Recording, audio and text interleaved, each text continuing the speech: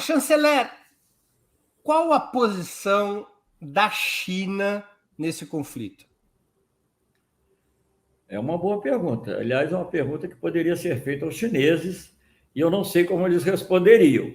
A primeira reação da China, eu acho que eu mencionei para você, foi até parecida com a brasileira, curiosamente. Disse, olha, vamos voltar à paz, não queremos aqui e tal, vamos resolver pelo diálogo, etc, etc, sem muito compromisso.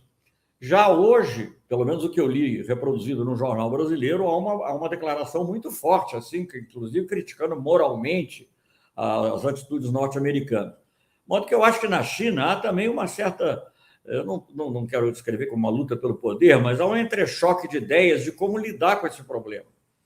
Como eu mencionei na nossa outra conversa, é curioso que o acordo de Xi Jinping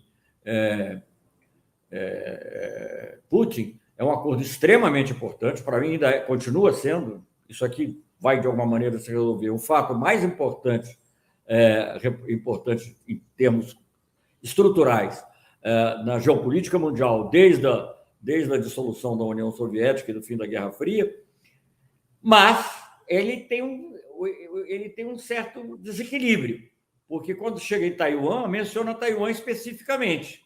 Na Ucrânia não menciona a Ucrânia especificamente. Então, a posição da China, a China tem muita preocupação com tudo que diz respeito a ela, e é natural que assim seja, aliás, mas, por exemplo, então, uma coisa que possa colocar em dúvida a integridade, o princípio da integridade territorial dos estados, incomoda muito a China. Sempre incomodou por causa do Tibete, por causa de Hong Kong, já não falo nem de Taiwan, porque Taiwan já é um caso à parte também. Então, ela fica um pouco assim, ela estrategicamente tem interesse em dar força ao Putin, mas há certos princípios que fazem com que ela não vá tão longe. Então, eu não sei onde é que vai terminar esse equilíbrio. A declaração de ontem era mais, digamos assim, apaziguadora e não muito. A de hoje foi muito mais forte contra os Estados Unidos. Chanceler. Mas em nenhum momento eles apoiaram a ação russa.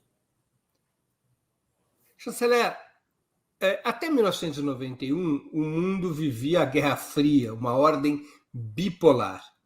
Com o fim da União Soviética, o mundo passou a viver uma ordem unipolar, de hegemonia dos Estados Unidos. O mundo de hoje caminha para uma nova bipolaridade ou há chances de multipolaridade? Eu acho que há chances de multipolaridade. Eu acho que, digamos, não é uma coisa exata, né? Porque você não vai dizer todos têm igualzinho o mesmo poder no mundo. Não é, nós sabemos que não é. Mas, e primeiro que a bipolaridade, como estava sendo desenhada, era entre Estados Unidos e China. Com esses acordos da China com a Rússia para valer, já muda a própria natureza da eventual bipolaridade, não? Porque a Rússia é uma potência indiscutível pelo território, pelo armamento de que dispõe, etc. Eu acho que, digamos, há chance de um mundo multipolar, mas o mundo multipolar vai exigir que aqueles que militarmente não sejam tão fortes estejam mais unidos.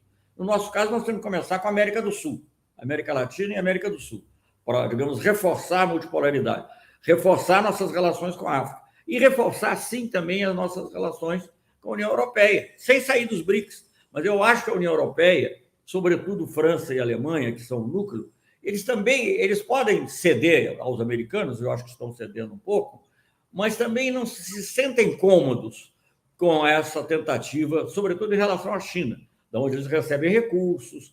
Né? Então, eu acho que dá para trabalhar por uma multipolaridade mas dentro de algumas limitações. As crises graves, a Europa, tradicionalmente, no pós-guerra, não se ajoelha aos Estados Unidos?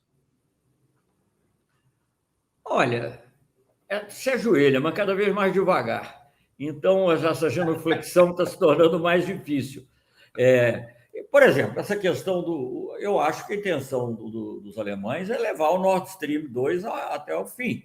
Agora, diante do ataque militar, eles cederam. Antes até do ataque, eles já haviam cedido.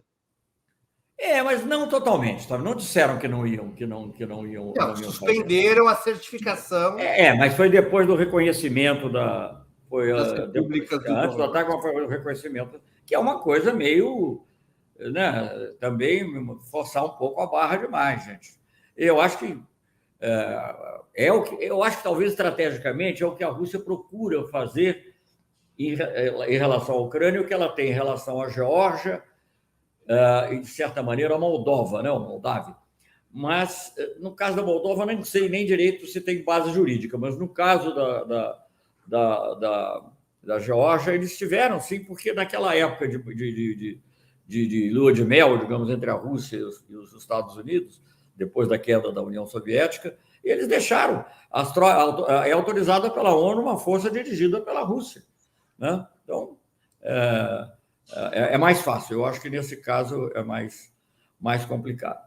Mas eu não sei se acho que a sua pergunta, eu acho que eu escapei um pouco. Não...